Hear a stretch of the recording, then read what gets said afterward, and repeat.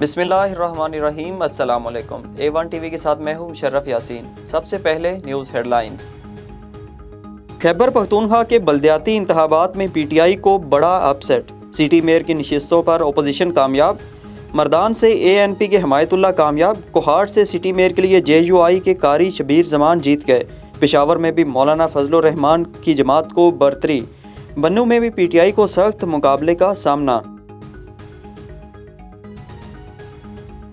खैबर पख्तूनख्वा में तहसील चेयरमैन्स के नताइज आने का सिलसिला जारी। तहरीक इंसाफ ने 8 नशिस्तें जीत लीं। JUI ने 10 सीटों पर मैदान मार लिया। ANP 4, नून लीग ने 3 नशिस्तें हासिल की। आज़ाद उम्मीदवारों ने 4 नशिस्तें हासिल की। पेशावर में भी PTI को पजीराई न मिल सकी। KPK बल्दियाती इंतखाबात 2032 उम्मीदवार बिला मुकाबला मुंतखब। जनरल नशिस्तों पर 217 उम्मीदवार बिला मुकाबला मुंतखब। ख़वातीन नशिस्तों पर 876 उम्मीदवार और किसान नशिस्तों पर 285 उम्मीदवार बिला मुकाबला मुंतखब हो गए। यूथ नशिस्तों पर 500 उम्मीदवार बिला मुकाबला मुंतखब हुए। खैबर पख्तूनख्वा के बल्दियाती इंतखाबात हुक्मरान जमात ने शिकस्त का इतराफ़ कर लिया। तहरीक इंसाफ के रहनुमा शौकत यूसुफजई ने कहा, बल्दियाती इंतखाबात में महंगाई हमारी शिकस्त का बायस बनी। अगले 2-3 माह में महंगाई कम हो जाएगी।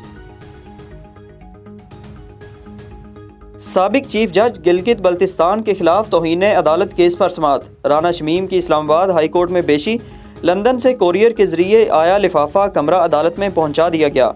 चीफ जस्टिस अतर मिनल्ला ने रिमार्क्स दिए, अदालत को तनकीद से घबराहट बिल्कुल नहीं है। एक बयान हल्फी देकर कोर्ट की साख पर सवाल उठाया गया। समाअत 28 दिसंबर तक मुलतवी।